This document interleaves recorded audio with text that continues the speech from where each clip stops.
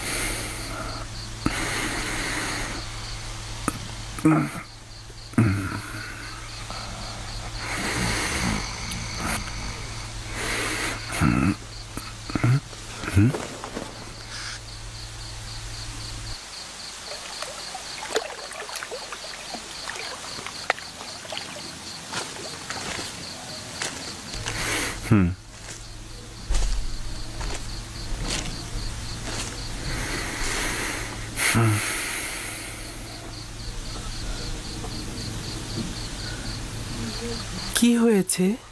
কেন ঘুমাচ্ছেন না? আমার ভয় লাগছে তুমি পালিয়ে যাবে।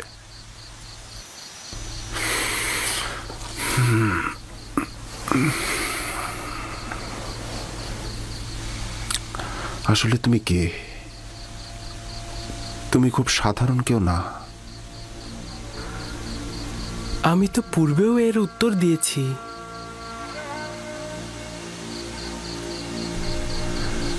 আমার খোদা তোমার খোদার থেকে দুর্বল আর অক্ষম। তোমার খোদার সম্পর্কে বলবে?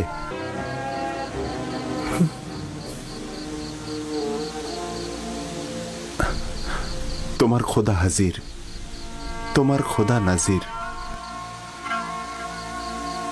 আমি সবখানে তার অনুগ্রহ দেখেছি। কত সহজেই তুমি তার সাথে সম্পর্ক স্থাপন করো। সে তোমার ডাকে সাড়া দেয়, তোমার দোয়া কবুল করে। তোমার অন্য ইনসানের সাথে কুদরতের পার্থক্য রয়েছে। তুমি কে? খোদা ভালো কাজে সাড়া দেয়, সহযোগিতা করে। তোমার এই খোদাটা কে যে সব জায়গায় তোমার সহযোগী? তুমি তো এতক্ষণ তার বর্ণনায় দিলে। তার প্রতি আমি ঈমান আনতে চাই। তুমি ঈমান এনেছো, তার প্রতি তো তোমার ঈমান রয়েছে। আমার ঈমান রয়েছে?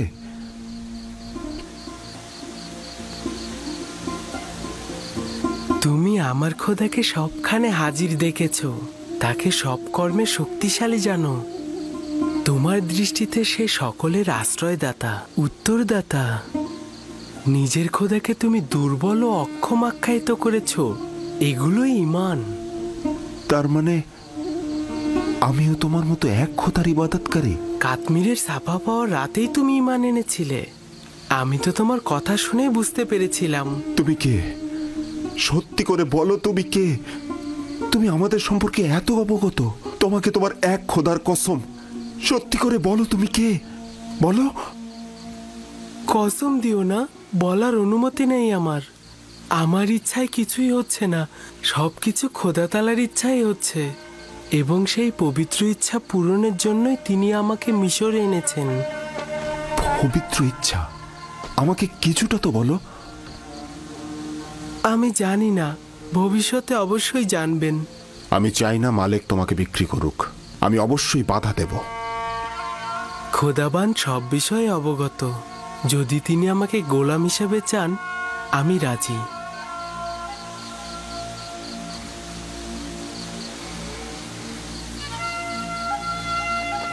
খোদাবান সকলকে ভালোবাসেন, সকলের দিকে লক্ষ্য রাখেন। এখনো বলবে না তোমার পিতার নাম? আপনাকে বলেছি তো, আমি কূপের সন্তান। যে কূপ থেকে তোমাকে বের করেছি? ঠিক আছে, বলো না। একদিন তো অবশ্যই জানতে পারবো।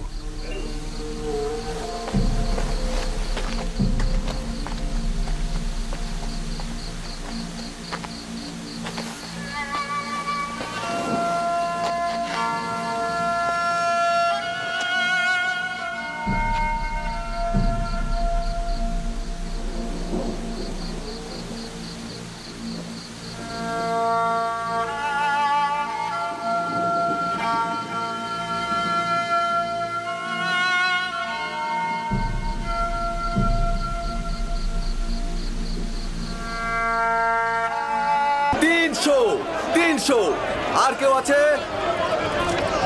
আর কেউ? 300। আর কেউ আছে?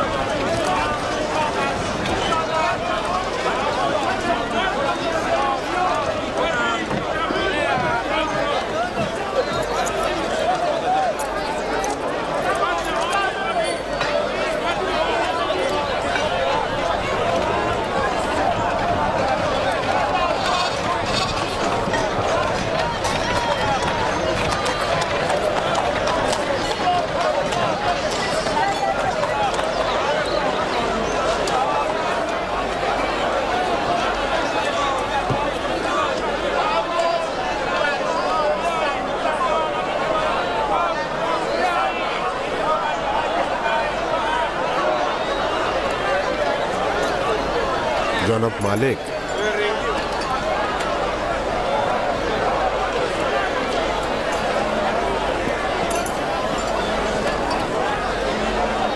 ওকে বিক্রি করবেন না।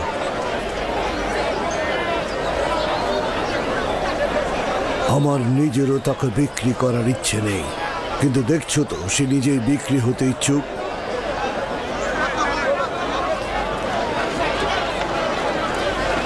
এই গোলামটার মূল্য কত?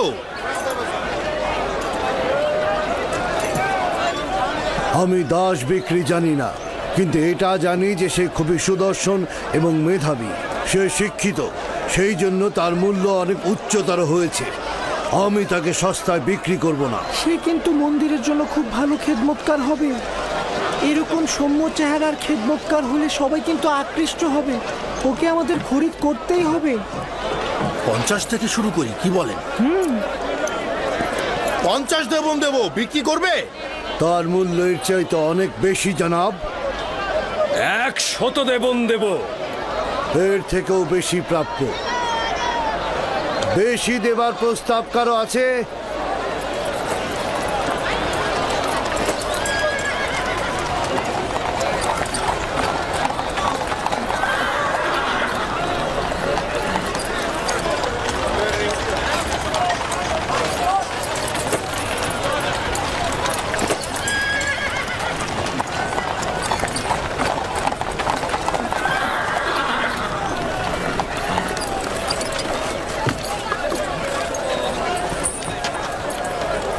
এই দাসগুলোকে দেখুন, এরা কম খায় কিন্তু বেশি কাজ করে। জনাব পুতিফারকে অভিনন্দন। খোশ আমদেদ, খোশ আমদেদ। জনাব, এই দাসগুলো খুবই শক্তিশালী। দুটো ঘোড়ার কাজ একাই করে দেবে। কেমন দাম এদের? আগে দেখুন না, ভেড়ার মতন শান্ত। 300 দেবন দেবেন? 100 করে পাবে। কি বলছেন জনাব? 100 দেবন অনেক কম হয়ে যায়। দেখুন কি সুন্দর চেহারা। আচ্ছা ঠিক আছে, আপনি 200 দেবন দেবেন। যতই কথা বলো, 100 দেবনের বেশি তুমি পাবে না। জনাব একটু বিবেচনা করুন। ঘোড়ার মতন শক্তিশালী, ভেড়ার মতন শান্ত। আমি তোমাকে বলেছি, বিক্রয় না করতে চাইলে রেখে দিতে পারো।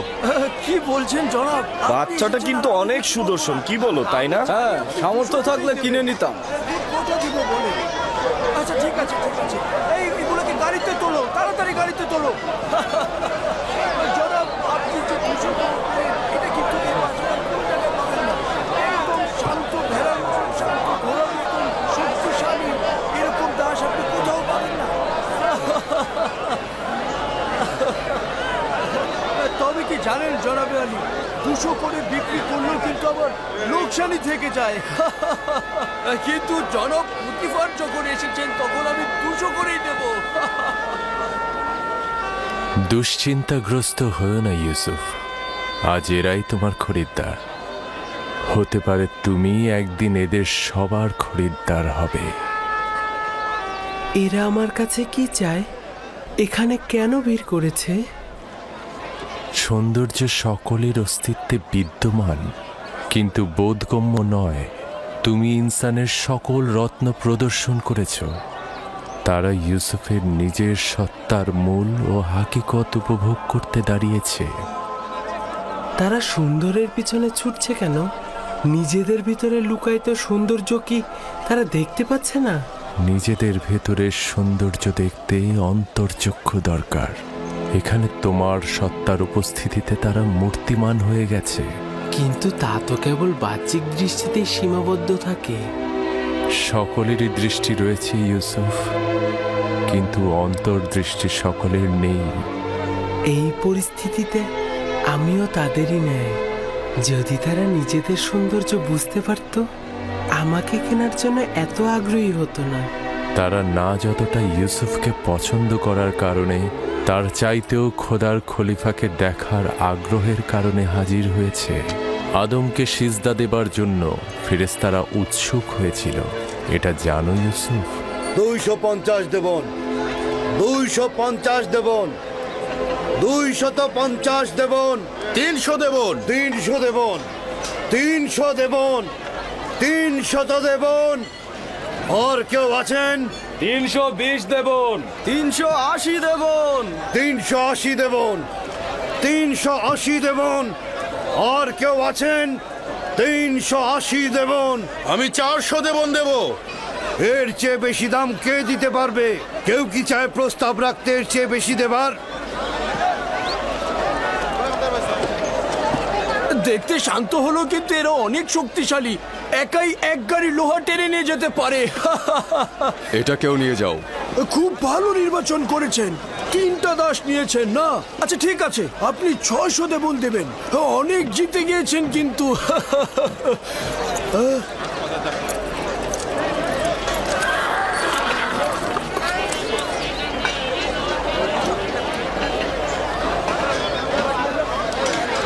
এই 3 জন দাসকে দিয়ে কিন্তু আপনি 30 জনের কাজ করে নিতে পারবেন।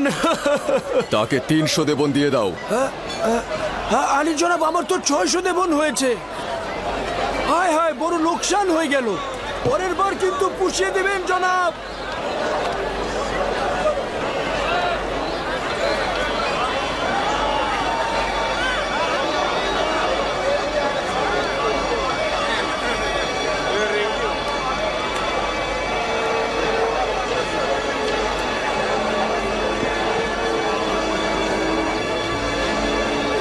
রওনা দাও।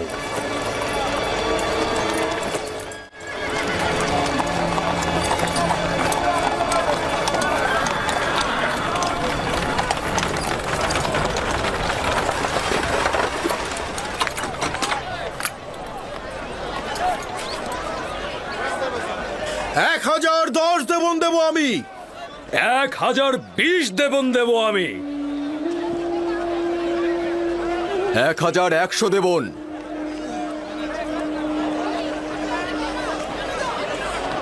পুতিফার নিলামের ময়দানে অংশগ্রহণ করেছে, এখন কি করব? যে করেই হোক ওকে কিনতেই হবে। পুতিফার আর কতই মূল্য দেবে ওকে কিনতে? আমি ওর জন্য 1200 দেবন দেব। ওকে কিনতে 1300 দেবন দেব আমি। 1300 দেবন উঠেছে। এর চেয়ে বেশি কি কেউ দিতে চায়? যতটা মূল্য আমরা হেঁকেছি তা দিয়ে কিন্তু 10টা গোলাম কেনা যেত। কিন্তু পুতিফারকে যে করেই হোক আমাদের কিন্তু হারাতেই হবে। 1500 দেবন দেব আমি। 1500 দেবন দেবেন উনি। কেউ কি আছেন এর মোকাবেলা করার? কি লজ্জার ব্যাপার, মনে হচ্ছে যেন আসবাবপত্র ক্রয় বিক্রয় হচ্ছে।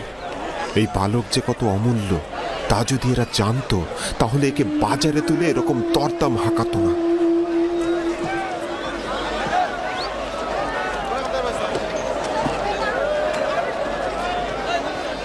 $2000 দেবন।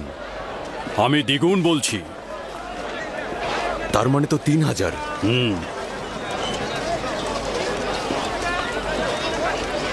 3000 দেবন। 3000 দেবন।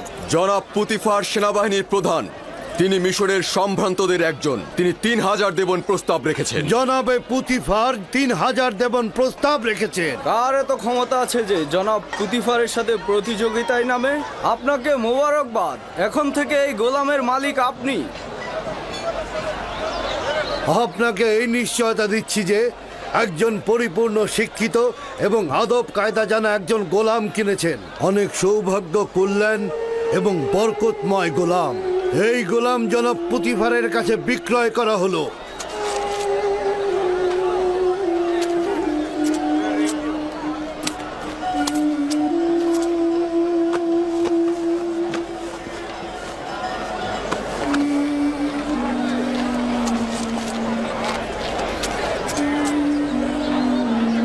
রওনা দাও।